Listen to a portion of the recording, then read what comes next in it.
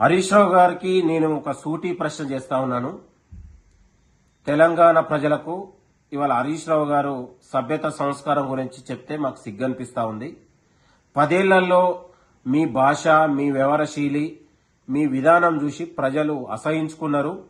తెలంగాణ ప్రజలు మీకు అందరికీ పాత్ర వేశారనే విషయాన్ని మర్చిపోవద్దు. మా ముఖ్యమంత్రి రేవంత్ రెడ్డి గారికి సభ్యత, సంస్కారం, విలువలు ఉంది కాబట్టి అసెంబ్లీలో మాజీ ముఖ్యమంత్రి హోదాలో కేసీఆర్ కలిస్తే నమస్కారం పెట్టుకొని గౌరవించుకున్నటువంటి సంస్కృతి మా కాంగ్రెస్ ప్రజాప్రభుత్వంది, ముఖ్యమంత్రి గారిది. ఇక్కడే ఉన్నటువంటి యశోద హాస్పిటల్లో మాజీ ముఖ్యమంత్రి కేసీఆర్ గారు కాలు విరిగి ఐసీయూలో ఉంటే మా ముఖ్యమంత్రి వారి హోదాలో రేవంత్ రెడ్డి గారు వెళ్లి పరామర్శించినటువంటి సందర్భం మా ముఖ్యమంత్రి గారికి ఉన్నటువంటి సభ్యత, సంస్కారం. ఇవాళ మీ పక్కన ముఖ్యమంత్రి గారు వస్తే కూడా ఇవాళ కనీసం లేచి నిలబడే సంస్కారం లేని మీకు, ముఖ్యమంత్రి గారిని కనీసం ముఖ్యమంత్రి అని గౌరవించుకోలేని సంస్కృతి మీకు. కాబట్టి సభ్యత, సంస్కారం, భాష గురించి హరీష్ రావు గారు, కేటీఆర్ గారు మీరు మాట్లాడితే చాలా సిగ్గనిపిస్తా ఉంది. తెలంగాణలో ఒక లేకి భాషను, రోత భాషను, గలీజు భాషను తెలంగాణలో మీరు ఏర్పాటు చేసిందే మీరు, మాట్లాడిందే మీరు. మేమెప్పుడు కూడా తెలంగాణ ప్రజల కోసం, తెలంగాణ రాష్ట్రం కోసం, తెలంగాణ అభివృద్ధి కోసం ఎక్కడి వరకైనా వెళ్లడానికి సిద్ధం, ఎవరితోనైనా కలవడానికనే సిద్ధంగా తెలంగాణ అభివృద్ధి కోసం మేము పాటుపడుతున్న వాళ్ళం. తెలంగాణలో రాజకీయాలు వేరు, ప్రజల అభివృద్ధి వేరు అనే విధంగా మాట్లాడుకున్నటువంటి వాళ్ళు.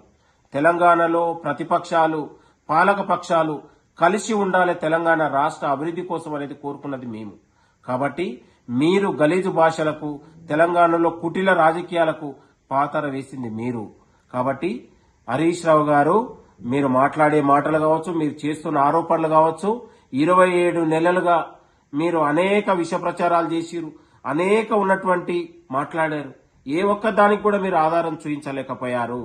తెలంగాణ రాష్ట్రంలో ప్రజల విశ్వాసంతోని, ప్రజల ఆమోదంతోనే ఇవాళ జూబ్లీహిల్స్ ఉప ఎన్నికైనా, పార్లమెంట్ అయినా, గ్రామ పంచాయతీ ఎన్నికలైనా ప్రజల విశ్వాసంతోనే గెలవగలిగినాం. రేపు జరగబోయే 116 మున్సిపాలిటీలు కావచ్చు, 7 కార్పొరేషన్లు కావచ్చు, ప్రజల ఆశీర్వాదంతోనే, ప్రజా పాలన అభివృద్ధితోనే మేము ఓట్లు అడుగుతున్నాం. ఖచ్చితంగా తెలంగాణ ప్రజలు 52 లక్షల మంది పట్టణ ప్రజలు కాంగ్రెస్ ప్రజాపాలనకు, ముఖ్యమంత్రి రేవంత్ రెడ్డి గారి ఊందాతనానికి రేపు ఓటు వేయబోతా ఉన్నారు. కాబట్టి తెలంగాణ రాష్ట్రంలో కాంగ్రెస్ ప్రభుత్వం వచ్చిన తర్వాత గొప్ప మార్పుతోని, ప్రజలు ఒక స్వేచ్ఛ, స్వయం పాలనతోని ఇవాళ ప్రజలు తిరగగలుగుతా ఉన్నారు. మేము ఒక ప్రజాస్వామ్యయుత పాలనకు మేము